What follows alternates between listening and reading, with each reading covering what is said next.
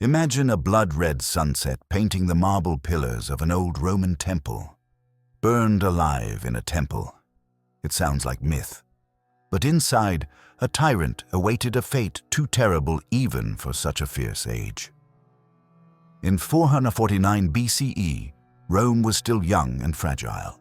The Republic had barely thrown off its kings, and a council of 10 men now seized absolute power. Appius Claudius was one of them. He would twist that power into a nightmare for an innocent child. His name would become a curse, and when justice finally arrived, it would leave no one untouched.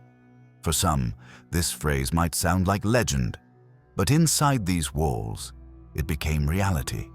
For in this dark story, the flames of vengeance would test Rome's soul. In the Roman Forum, Appius Claudius sat on the speaker's platform in his judge's robes. By day, he pretended to uphold the law, but in truth, he used it like a whip. He envied a young maiden for her beauty. The girl was Verginia, freeborn and engaged to a noble young man. Appius's heart burned with passion, but Roman law forbade a patrician from claiming a plebeian girl. What price would honor demand, he wondered. In his mind, nothing was off limits.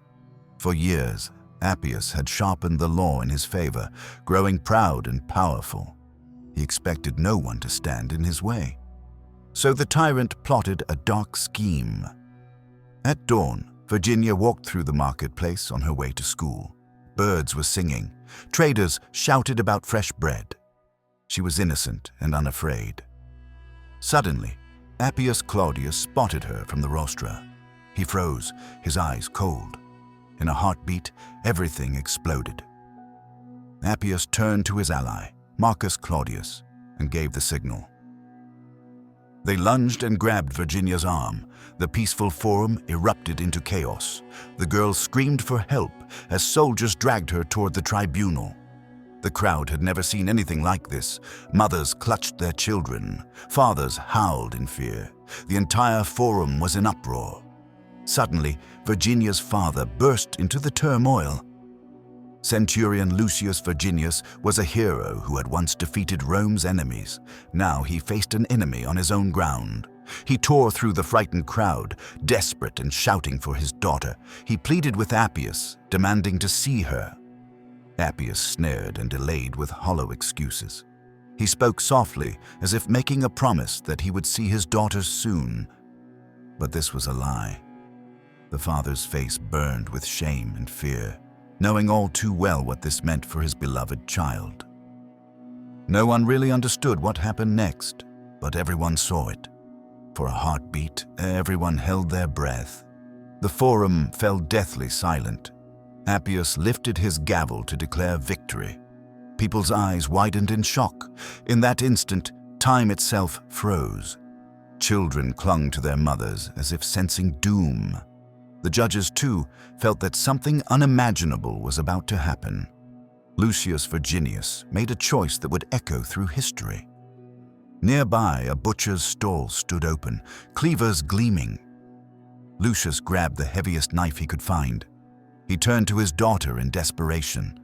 She was wide-eyed and trembling now, innocent even in fear.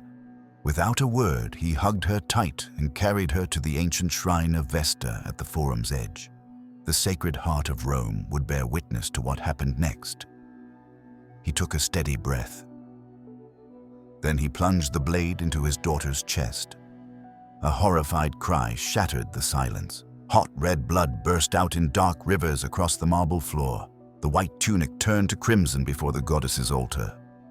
Appius, seated on his tribunal, stared in shock. The triumph he expected had turned to horror.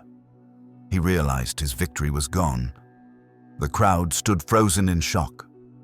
Silence fell like a funeral shroud.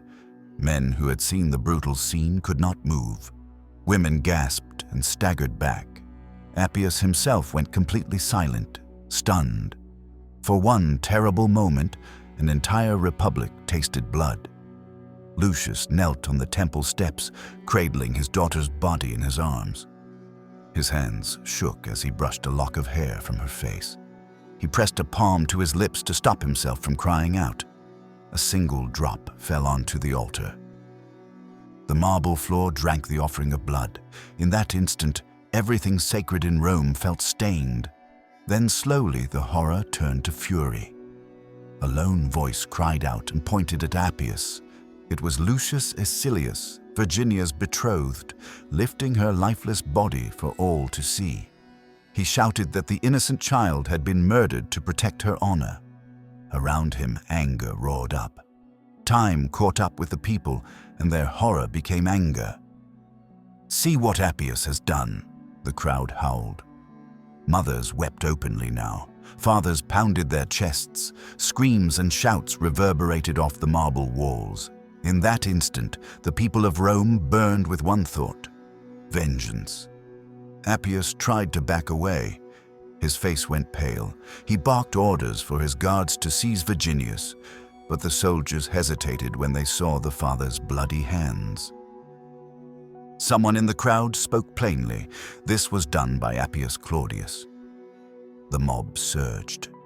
For the first time, the tyrant saw the face of his enemy, the people he had ruled with cruelty. Shouts of "Down with the Decemvirs" rose up all at once. Suddenly, he saw their faces turned to stone with hate. He felt as if the mob's fury would consume him. He spluttered that everyone was loyal to him, but the crowd fell silent in scorn. Appius realized he had become the hunted. Pandemonium exploded. The lictors lunged at Acilius, but the crowd protected him. Metal clanged against metal. Shields shattered. Mothers and their children formed shields against armor. It was a single will in 1,000 bodies. Even Appius's well-trained guards were nothing against a city unleashed. Fists and rods rained down on the tyrant's men. Appius's guards were driven back by sheer numbers. The man who commanded armies now found himself surrounded. Panic twisted Appius's bold command to whispers. Fear seized him. He bolted through the crowd and fled into the night. By nightfall, the city of Rome was in uproar. Verginius had escaped to his camp with his men. Soldiers of Rome, upon hearing the tale, joined him under the banner of justice. By morning, their camp on the Aventine Hill was filled with plebeian men, women, and children. Lit torches were raised in the night, casting giant shadows. Each senator prayed to their ancestors for deliverance. The streets of Rome lay empty. The Senate cowered in fear. The plebeian army had one simple demand: the 10 Decemvirs must answer for their crimes. They would accept nothing less. Inside the city, 2 consuls negotiated feverishly with the rebels. To save the Republic from civil war, they offered what they could. Power would be returned to the people, new elections held, and the Decemvirs would stand trial to appease the masses. Finally, the desperate consuls relented. 8 of the 10 agreed to exile rather than face the crowd's anger. Their property was confiscated. Only Spurius Appius and Appius Claudius remained, locked in the Mamertine prison to face justice at dawn. The Senate Grove mourned, knowing the city had won, but only Appius stayed in chains. When the trial began in the Forum, a hush fell. Appius Claudius stood before the people, surrounded by senators pleading his case. As tribune, Lucius Verginius took the floor last. He calmly told the story of his daughter's murder. He showed the bloody cloth from her body to the crowd. Gasps echoed among the judges and citizens. Even in that tense silence, Appius felt the verdict in every eye. A heavy silence filled the air. Appius's rich toga seemed pale under the gray sky as evidence was laid bare. No defense remained for him. The laws he had helped make offered no mercy. Appius's uncle begged the crowd to remember his service, but it was too late. Appius Claudius realized that his time had come. Late that night, alone in his cell, he had no escape. In the darkness, he ended his torment with his own hands. He lay there, lifeless, until dawn. In the morning light, Rome was strangely still. His body was found on the cold floor. In the streets, nobody mourned. Some Romans quietly celebrated that the tyrant was gone. Even in death, Appius's name brought dread. Officially, Appius Claudius had died by his own hand. Many secretly whispered a prayer that maybe divine justice had taken him in secret. In any case, Appius would never walk free again. The sacred shrine of Vesta stood quietly under the sun, indifferent except for the eternal flame flickering in remembrance. On its base, nothing stirred.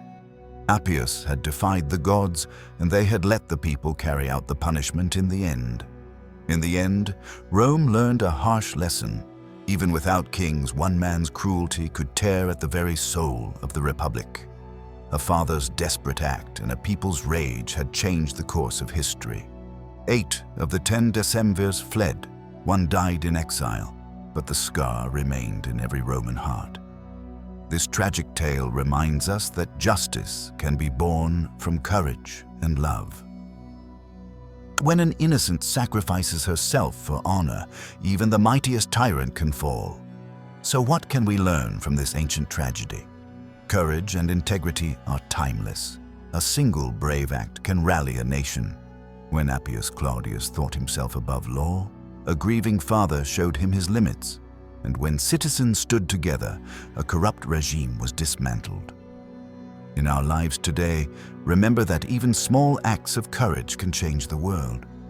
History's darkest days often carry lessons for the light. If this story gripped you, like and subscribe for more ancient secrets.